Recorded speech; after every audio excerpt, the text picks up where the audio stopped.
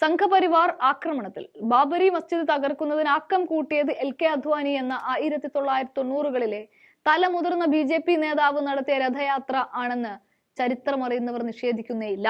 രഥയാത്രയുടെ climax അവസാനിച്ചത് ബാബരി മസ്ജിദിന്റെ മുൻപിലാണ്. ബാക്കിയെല്ലാം ചരിത്രമായി തന്നെ നമുക്ക് മുന്നിലുണ്ട്.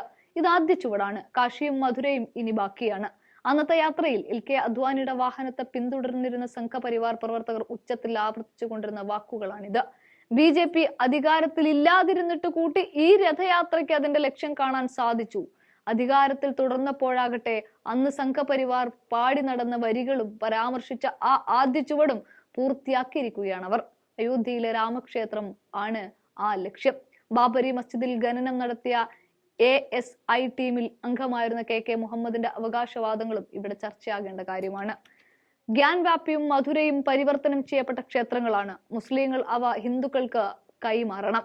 ഈ പള്ളികൾക്ക് മുഹമ്മദ് നബിയുടെയോ ഇസ്ലാമിലെ ഖലീഫമാരുടെയോ യാതൊരു ബന്ധവുമില്ല. ഗ്യാൻവാപ്പിയിലും മധുരയിലുമുള്ള മസ്ജിദുകൾ മുസ്ലിങ്ങൾ ഹിന്ദുക്കൾക്ക് കൈമാറണമെന്ന ആവശ്യമായി രംഗത്തെത്തിയ വ്യക്തി കൂടിയാണ് KK മുഹമ്മദ്.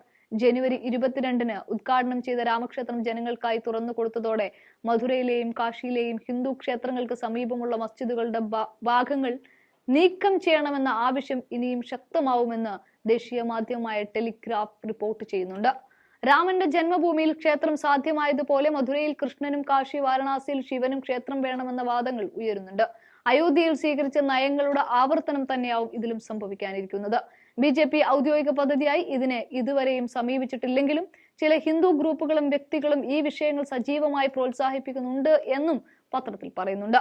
രാമജന്മഭൂമി തർക്കം കൈകാര്യം ചെയ്തതിന് സമാനമായി ഈ വിഷയങ്ങളും പ്രാദേശിക കോടതികളിലേക്ക് കൊണ്ടുപോകാനുള്ള ശ്രമങ്ങളും സജീവമാണ്.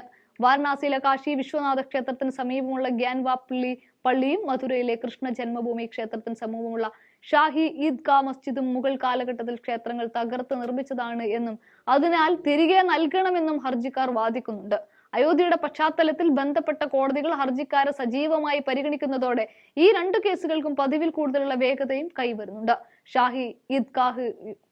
ഷാഹി ഈദ്ഗായുടെ പരിസരം പരിശോധിക്കാൻ കമ്മീഷൻ നിയോഗിക്കണമെന്ന് അലഹബാദ് ഹൈക്കോടതി ഉത്തരവിട്ടിരുന്നു എങ്കിലും ഈ മാസം ആദ്യം ഈ ഉത്തരവ് തടഞ്ഞുകൊണ്ട് സുപ്രീം കോടതി വിധി വരികയും ചെയ്തിട്ടുണ്ട്. എന്നാൽ മസ്ജിദിന് മുകളിൽ ക്ഷേത്രമുണ്ടായിരുന്നുവെന്ന് അവകാശപ്പെട്ട് ഹിന്ദു സംഘടനകൾ നൽകിയ ഹർജിയെ സംബന്ധിച്ചുള്ള നടപടികളിൽ സുപ്രീം കോടതി ഇടപെട്ടില്ല എന്നതും ശ്രദ്ധേയമാണ്. വാരണാസിയിലെ ഗ്യാൻവാ പള്ളി വിഷയത്തിൽ ആർക്കിയോളജിക്കൽ സർവേ ഓഫ് ഇന്ത്യ ഇതിനകം പ്രാദേശിക കോടതിയിൽ റിപ്പോർട്ട് സമർപ്പിച്ചു കഴിഞ്ഞിരിക്കുകയാണ്. അലഹബാദ് ഹൈക്കോടതിയിലും ഈ വിഷയം ചർച്ചയാണ്. വരാനിരിക്കുന്ന ലോക്സഭാ തെരഞ്ഞെടുപ്പിൽ ഈ രണ്ട് പ്രശ്നങ്ങളും മുഖ്യധാരയിൽ വലിയ ചർച്ചയാവില്ല എങ്കിലും പൊതു തെരഞ്ഞെടുപ്പിന് ശേഷം 2027 ഉത്തർപ്രദേശിലെ അടുത്ത നിയമസഭാ തെരഞ്ഞെടുപ്പിന് മുന്നോടിയാവും ഇവ കേന്ദ്രത്തിൽ അവതരിപ്പിക്കാമെന്നാണ് BJP കണക്ക് കൂട്ടുന്നത്.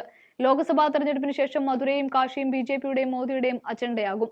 സമാജ്വാദി പാർട്ടിയുടെ മുസ്ലിം യാദവ് വോട്ട് ബാങ്കിന് തിരിച്ചടി നൽകാൻ കൃഷ്ണ ജന്മഭൂമി പ്രശ്നത്തിന് കഴിയുമെന്ന് ഉത്തർപ്രദേശിൽ നിന്നുള്ള ഒരു BJP MP പറയുന്നതും വലിയ സൂചന തന്നെയാണ്.